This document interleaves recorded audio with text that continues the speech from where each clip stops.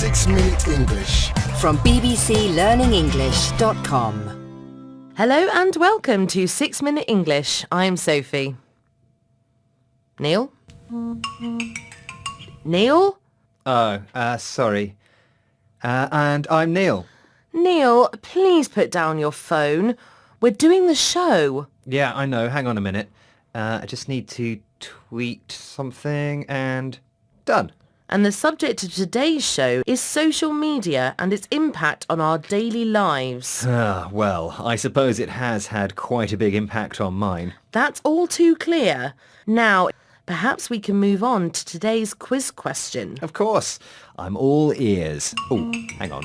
Wait a second. There's a word to describe what you're doing, you know. Answer me this. Which word describes a situation where you're talking to someone and they suddenly look down at their phone or answer it?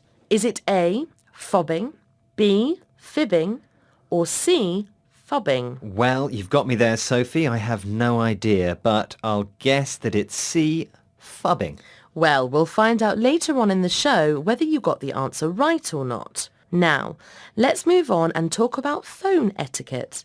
Etiquette means rules of polite behaviour in society or among people in a certain group. Well, interrupting conversations to check your phone has become a social norm, hasn't it, Sophie? Social norms are the rules of behaviour considered acceptable in a group or society.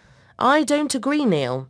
Let's listen to Professor Sherry Turkle of the Massachusetts Institute of Technology talking about social norms amongst students.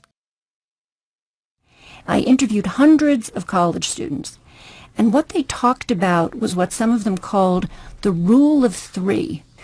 And what the rule of three is, which is that if you go to dinner with friends, you don't want to look down at your phone until you see that three people, let's say you're six at dinner, are looking up in the conversation. So there's a new etiquette where you don't look down unless three people are looking up, kind of to keep the little conversation alive. Professor Sherry Turkle. Why don't you try out the rule of three once in a while? There are only two of us here, Sophie. Do the math. And I'm listening to you. Let me just send a text message, though, here on my phone. Hang on. Neil!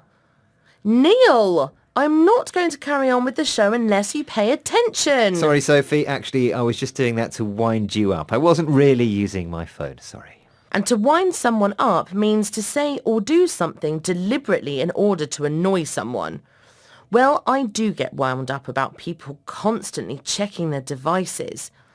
Yesterday, I was in a cafe and two girls came in.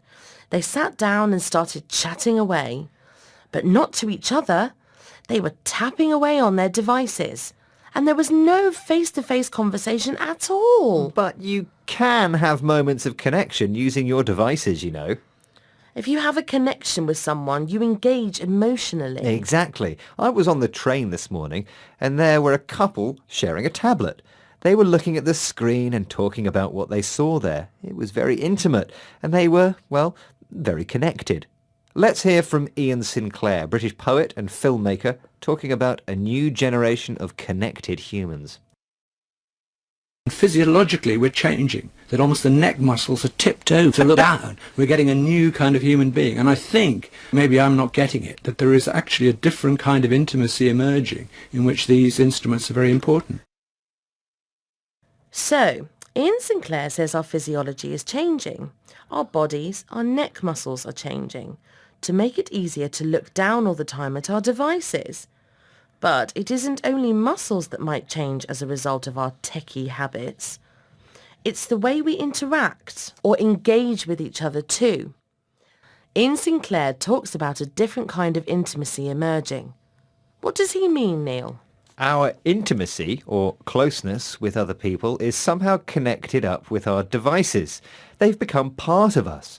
And I expect someday devices will literally be part of us, an implant in our necks or something. Oh, what a horrible thought. Well, let's have the quiz question again, Sophie, to take your mind off it. Okay. I asked, which word describes a situation where you are talking to someone and they suddenly look down at their phone or answer it? Is it A, fobbing, B, fibbing, or C, fubbing. And I said C, fubbing. You were right, Neil. Hey. Well done. It's a combination of phone and snubbing. Snub means to deliberately ignore someone you know. New words formed by putting together parts of existing words are known as blends or portmanteau words. And fubbing is starting to appear in some online dictionaries. Now, can we hear the words we learnt today, Neil? Neil? Okay, I'll say the words myself. Etiquette. Wind someone up. Have a connection with someone. Physiology. Interact. Intimacy. Snub. Well, that's the end of today's 6-Minute English. Don't forget to connect with us again soon. Come on, Neil. Connect with us. Huh? Come on. Oh, yeah, hang on. Just got to... Oh, There we go. goodbye. Hang on, I'll be with you in a second. Yeah, okay. Bye.